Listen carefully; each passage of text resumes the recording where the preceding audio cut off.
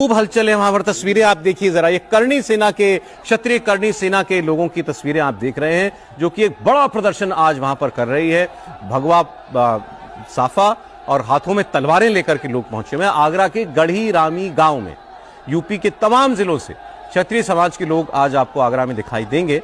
राजपूत योद्धा राणा सांगा की जयंती है आज, और उनकी जयंती के दिन करणी सेना समाजवादी पार्टी के सांसद रामजी लाल सुमन के राणा सांगा पर दिए गए विवादित बयान को लेकर हल्ला बोल रही है। हाथों में डंडे हैं, तलवारें हैं, और ये लोग रक्त स्वाभिमान सम्मेलन के नाम पर यहां पर जमा हुए हैं, और देश भर से 3 लाख क्षत्रियों के यहां पहुंचने का दावा किया जा रहा है। दूसरी तस्वीर, प्रदर्शन को लेकर के पुलिस प्रशासन ने भी आज खूब खास तैयारी की है। समाजवादी पार्टी के सांसद रामजी लाल सुमन के घर के बाहर तगड़ी सुरक्षा व्यवस्था है। पुलिस पूरे शहर में फ्लैग मार्च कर रही है और पूरे आगरा शहर को छावनी सी में तब्दील कर दिया गया है। इसके लिए कल खबर देखी मैंने, 10-12 हजार डंडे मंगवाए यूपी की पुलिस ने, सख्ती का अगर जरूरत पड़े तो करने के लिए। और चप्पे चप्पे पर आपको पुलिस, उसके साथ पीएसी, उसके साथ आरएएफ जो है वो आपको दिखाई देगी। और ये तस्वीर तो अपने आप में बता ही रही है कि जो करणी सेना है वो इस वक्त कितनी उत्तेजित है। इससे पहले भी इन्होंने, आपको याद होगा, रामजी लाल सुमन के घर पर जाकर के प्रदर्शन किया था और वहां खूब हंगामा और हिंसा हुई थी। गाड़ी वाड़ी तोड़ दी गई थी, पुलिस के साथ भी काफी हुआ था, घर के ऊपर पत्थर वगैरह भी चले थे, उसमें कुछ लोग गिरफ्तार भी हुए। उसके बाद इन्होंने आज यहां पर डटने का आह्वान किया था। रामजी लाल सुमन की बात सुनाता हूं आपको। कौन क्या कर रहा है, क्या नहीं कर रहा है, इससे मेरा क्या लेना देना। कौन करणी सेना, तमाम करणी सेना यहाँ घूम रही है। जहां तक मेरा अपना सवाल है, मैंने एक बार नहीं 1000 बार कहा है, कोई व्यक्ति अपने आप में पूर्ण नहीं है, कोई विचार अपने आप में पूर्ण नहीं है। मैंने राज्यसभा में जो बयान दिया, मैं जानता हूं कि मेरे बयान से तमाम लोगों की असहमति हो सकती है, लेकिन असहमति व्यक्त करने का हमारे देश में एक तरीका है। हिंसा का रास्ता किसी भी कीमत पर हमारे देश को स्वीकार नहीं है, और जिस तरह के तत्व यहाँ हिंसक वातावरण बना रहे, ये मैं समझता हूँ देश की सेहत के लिए किसी भी कीमत पर ठीक नहीं है। क्या करें, अकेले घूमे जब तमाम ध्वंस मिल रही है, हमारी जिंदगी को खतरा है, लोग गोलियां मार रहे हैं, मेरे परिवार को समाप्त करने की कोशिश की, घर पे बुलडोजर लेकर के आ गए, कोई जीभ काट रहा है, कोई कान काट रहा है, कोई नाक काट रहा है, कोई सीधा गोली मार रहा है, तो उस परिस्थिति में क्या करना चाहिए? मजबूरी था हमारे कोर्ट में जाना, हमारी कोर्ट में। आज महाराणा सांगा जी की जन्म जयंती है, और आप सबने देखा कि हमें महाराणा सांगा जी और समस्त सनातनियों को एक व्यक्ति ने, जो जनप्रतिनिधि है, उसने अभद्र टिप्पणी से अपमानित किया। उस व्यक्ति विशेष को जवाब देने के लिए इस जयंती के शुभ अवसर पर हम पूरे भारतवर्ष से सनातनी और क्षत्रिय इकट्ठा हुए हैं। आज हमारी कई अपेक्षाओं को लेकर हम सरकार से हमारी बात पहुंचाएंगे। 5 बजे तक का समय हम सरकार को दे चुके हैं, पहले भी आज भी दे रहे हैं कि 5 बजे तक हमारी इन अपेक्षाओं पे आपका प्रतिनिधिमंडल आए और हमारे से बैठ के बात करे, इसमें सहमति दर्ज करे, हम अनुशासन से वापस चले जाएंगे। अब इसमें एक आपको इंटरेस्टिंग बात बताता हूं। आगरा शहर में अगर आज किसी को कोई जेसीबी की मशीन चाहिए हो तो नहीं मिलेगी। क्यों? ये करणी सेना वालों ने कहा हम रामजी लाल सुमन के घर पर जेसीबी की मशीन लेकर के जाएंगे। पुलिस ने वहां सारी, प्रशासन ने जेसीबी की सारी मशीनें जब्त कर ली। इनके हाथ में नहीं पड़नी चाहिए। लेकिन एक सवाल तो है, अभी जो आप रामजी लाल सुमन की बात सुन रहे थे तो उनकी बात ठीक ही लगी। अब जो उनके कहने पर जो विवाद हुआ, उस पर आपका ऐतराज है, उसको दिखाने के 100 तरीके अलग हो सकते हैं, वो उन्होंने खुद भी कहा। लेकिन ऐसा शक्ति प्रदर्शन, चलिए आप ये प्रदर्शन करना भी इनका राइट है, प्रदर्शन भी कर लें, लेकिन ये हाथों में तलवारों का क्या काम है? और इसके लिए प्रशासन कैसे अनुमति दे सकता है कि हजारों लोग और हाथों में लाठी डंडे लेकर के वो किसी एक जगह पर जुटे, या आप कोई जुलूस जलसा कुछ करें? आगरा शहर कानपुर से लगा हुआ है, तो सर आप ही बोलिए पहले। नहीं, आगरा शहर कानपुर से भी लगा हुआ है, दिल्ली से भी लगा हुआ है। बीच में जितनी दूरी दिल्ली से आगरा की है, उतनी कानपुर से आगरा की है। तो देखिए, सुमन जी को मैंने सुन लिया, और ये जो लाठी डंडा तलवार लेके प्रदर्शन का तरीका है, ये तो कहीं से स्वीकार्य नहीं है। प्रदर्शन करना उनका अधिकार है, करणी सेना का अधिकार है, इसमें कोई दो राय नहीं। आप झंडा लेके करें, आप बैनर लेके करें, भगवा झंडा हो, हरा लाल जो भी आपको रंग अच्छा लगे वो लेके करिए, उसमें कोई दिक्कत नहीं है, और अपनी बात कहिए। लेकिन अब तलवार लेकर के, डंडा लेके, भाला लेके, बर्छी लेकर के इस तरह के प्रदर्शन, तो मध्ययुगीन जैसे सेनाएं चलती थी, कुछ उस तरह की याद दिलाते हैं। और मुझे लगता है इसका इसलिए भी दिक्कत है। देखिए, चलिए, प्रशासन ने अपनी चाक चौबंद व्यवस्था की है, जेसीबी जब्त कर ली और डंडे मंगा लिए। इजाजत नहीं होनी चाहिए, इजाजत तो नहीं होनी चाहिए थी किसी भी तरह। तलवार लंगा हथियार नहीं, वो तो अलाउड नहीं है। आप देखिए, सिमरनजीत सिंह मान जो है, जब एमपी पहली बार बने तो वो तलवार लेकर के आना चाहते थे पार्लियामेंट में, तो उनको रोका गया इसीलिए। कटार लेके उन्हें, कटार छोटी उसकी एक साइज है, वो पूरी बड़ी कटार लेकर के आना चाहते थे। तो वो तलवार ही थी, होती है वो, कटार कहा जाता है उसको, कटार छोटा होता है। तो 6 इंच से ज्यादा वो अलाउड नहीं है सार्वजनिक रूप से वैसे भी।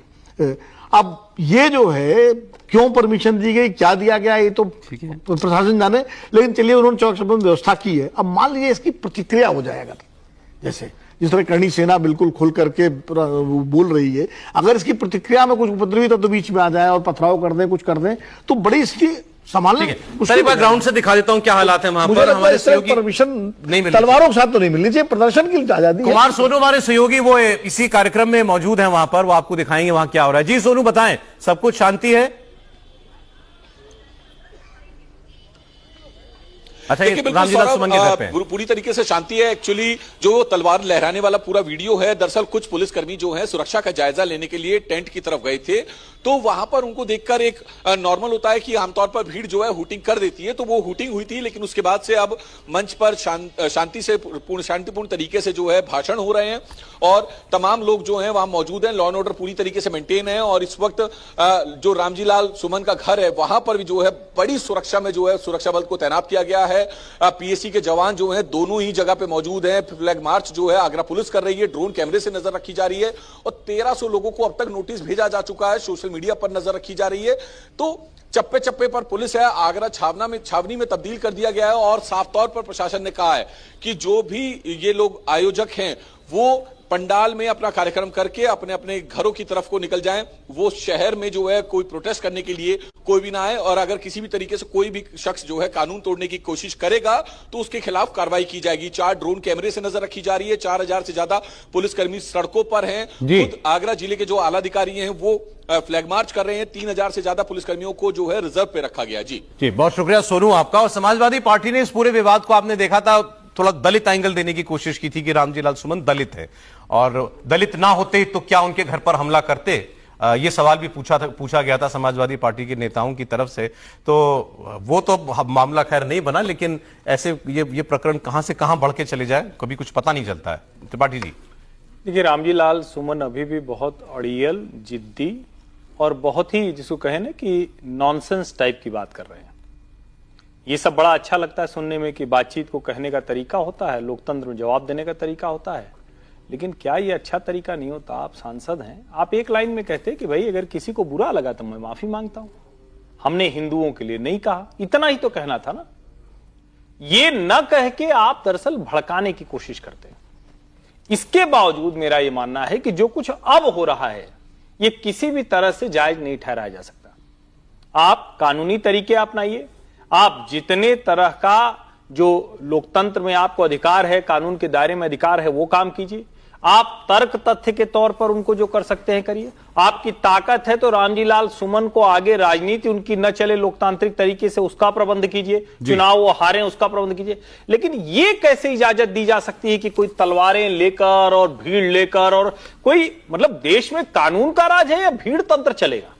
और मैं फिर कह रहा हूं कि इस तरह के धरना प्रदर्शन से कोई रोक नहीं सकता है, लेकिन उस धरना प्रदर्शन को अगर आक्रामक हो रहा है, वो हिंसक होता हुआ दिख रहा है, तो ये प्रशासन की जिम्मेदारी योगी आदित्यनाथ हेलीकॉप्टर से निगरानी हो रही है, हेलीकॉप्टर तक इंतजाम करना पड़ा है।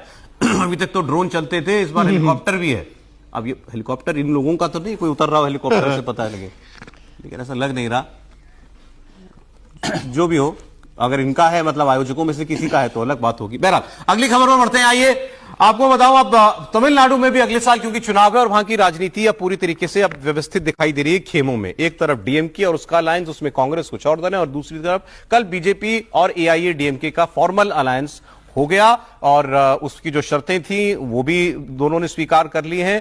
अन्नामलाई जो थे बीजेपी के प्रदेश अध्यक्ष, उन्होंने इस्तीफा दे दिया था। नए प्रदेश अध्यक्ष जो हैं वो भी उनका भी कल जो है चयन हो चुका है और कल वो वहां पर अमित शाह जी थे जिन्होंने प्रेस कॉन्फ्रेंस करके इसका ऐलान उन्होंने किया था और बीजेपी ने ये भी कहा कि हम कोई हस्तक्षेप नहीं करेंगे इनकी राजनीति में, एआईएडीएमके की राजनीति में। 2015 का जो 2021 का जो विधानसभा चुनाव था वो एक साथ लड़ी थी बीजेपी और एआईएडीएमके, लेकिन उस वक्त करारी हार जो है वो मिली थी इस गठबंधन को कि वो 10 साल क्योंकि एआईएडीएमके की सरकार को हो चुके थे और भारतीय जनता पार्टी को कुछ खास हासिल नहीं हुआ था उस चुनाव में। और इस बार देखिए इस गठबंधन से क्या हासिल होता है, लेकिन तमिलनाडु में बीजेपी को पार्टनर मिल गया। विजय जी, ठीक बात है। अभी वहां पर डीएमके की सरकार है, स्टालिन वहां पर लगे हुए हैं और मजबूत तरीके से उनका जो गठबंधन है वो है, लेकिन एआईएडीएमके और बीजेपी के गठबंधन को कमजोर नहीं समझना चाहिए। अच्छा, क्योंकि एआईएडीएमके भी वहां की एक मजबूत पार्टी रही है। कुछ ऐसे कारण रहे जयललिता के निधन के बाद, डेथ के बाद, कि वो पार्टी जिस तरह से टूटी, वो सब हुआ। मुझे लगता है कि अमित शाह जिस तरह से देख रहे हैं पार्टी को, यदि वो एआईएडीएमके के सारे धड़ों को एक साथ कर लेंगे तो एक मजबूत जो है गठबंधन हो सकता है। ये नहीं कह सकते कि आज उनकी सरकार को हटा देंगे या नहीं हटाएंगे, लेकिन फिर भी एक मजबूत, कम से कम 2021 वाली स्थिति तो नहीं होने वाली है। और यदि सर ये भी इंपॉर्टेंट है, बीजेपी की जो नए अध्यक्ष होंगे अन्नामलाई की जगह पर नयनार नागेंद्रन, ये एआईएडीएमके में रह चुके हैं। वो एआईएडीएमके से ही इधर आए हैं। तो एक 2017 में रिश्ते भी कोई अभी नहीं सुधारने की कोशिश है, तो वो मेरे ख्याल से बेहतर हो सकता है एक मजबूत गठबंधन के तौर पर। और भारतीय जनता पार्टी का तो फायदा ही होगा वहां पर, जितना भी उनको पिछले चुनाव में सर 234 सीटों में बीजेपी को 2 सीटें मिली थी और एआईएडीएमके को 66 सीटें। हाँ, तो इसलिए कह रहा हूं कि बीजेपी के लिए फायदा ही है। और अभी तमिलनाडु के लिए लोकसभा इलेक्शंस में भी पूरी कोशिश की गई है। तमिलनाडु को काशी को तमिलनाडु से जोड़कर भी तमाम तरह की कोशिश वहां पर हो गई है। और सेंगोल भी आ गया।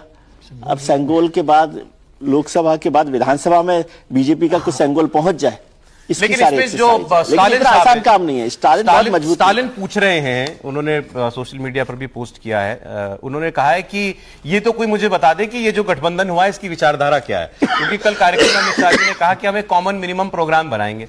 तो उन्होंने कहा क्या कॉमन मिनिमम प्रोग्राम में 3 लैंग्वेज फॉर्मूले पर विवाद होगा?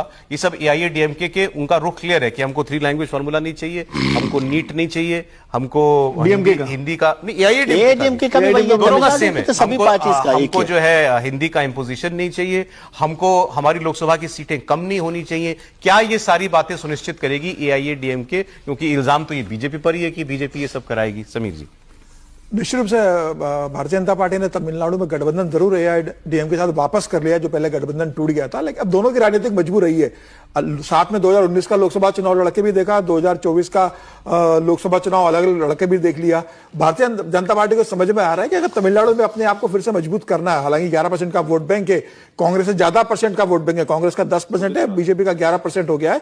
अगर फिर से हमें कुछ सत्ता में वापसी करनी है, एआईएडीएमके के साथ मिलकर सरकार बनाना है, तो निश्चित रूप से गठबंधन में जाना होगा। लेकिन मुझे लगता है कि जैसे जम्मू कश्मीर में महबूबा के साथ भारतीय जनता पार्टी का गठबंधन हुआ था, उसी तरह का गठबंधन है। वैचारिक रूप से इतने 2 छोर पे आप पहुंच गई है राजनीति, क्योंकि आप अगर कह रहे हो कि द्रविड़ की राजनीति का विरोध करोगे, आप हिंदी थोपने की बात कर रहे हो। सर एआईएडीएमके के सारे मुद्दे वही हैं जो डीएमके के हैं। बिल्कुल, तो कैसे एआईएडीएमके? मुझे लगता है कि जब डीएमके ये मामला उठाएगा कि भाई आप तमिल थोपने की कोशिश कर रहे हो, तो मुझे लग रहा है कि कैसे एआईएडीएमके इस बात को कहेगा कि नहीं तमिल नहीं थोपी जा रही। कश्मीर में पीडीपी चुप हो जाती थी, यहाँ एआईएडीएमके तो उसका फायदा डीएमके को मिलने वाला है, उसका फायदा डीएमके को मिलेगा। तो मुझे लग रहा है कि ये निश्चित रूप से बड़ी चुनौती होगी एआईएडीएमके के सामने, जो बड़ी पार्टी वहां पर, कि वो इसे भारतीय जनता पार्टी। आपको एक सर तैमूर राणा चर्चा में, क्योंकि भारत लाया गया है 26/11 का आरोपी, तो उस पर लगातार कांग्रेस पार्टी के नेताओं के बयान जो हैं वो विवाद क्रिएट कर रहे हैं। आपने देखा था इस पर ये कांग्रेस ने ये साबित करने की कोशिश की है कोई मोदी जी की वजह से नहीं हुआ है, हमारी सरकार का काम था पीछे का जिसकी वजह से ये यहां पर आया है। कन्हैया कुमार ने कहा ये डाइवर्ट करने के लिए ये सारे काम किए जाते हैं। पृथ्वीराज चौहान ने कहा था इसको अच्छा वकील जरूर देना चाहिए सरकार को। अब इसमें उदित राज जी कूद पड़े हैं, पूर्व सांसद हैं कांग्रेस पार्टी के हैं, और उन्होंने कहा हमको तो सब ये खेल लग रहा है, इसमें कोई खेल है, ये तो इसको तो अमेरिका ने बरी कर दिया था। तो मतलब क्या कहना चाहते हैं कि एक निर्दोष आदमी को पकड़ के ले आई वहां से भारत सरकार? सुनिए बयान उनका। इसमें तो मुझे खेल ही लगता है, इसलिए कि 2011 में जब यूपी की सरकार थी तो पूरी जांच की फाइल अमेरिका को दे दी गई थी और हेडली को मुख्य आरोपी माना गया था और तहुवर राणा को कॉन्स्पिरेटर माना तो गया था, लेकिन उतनी बड़ी भूमिका में नहीं था। क्या खेल है इसमें त्रिपाठी जी?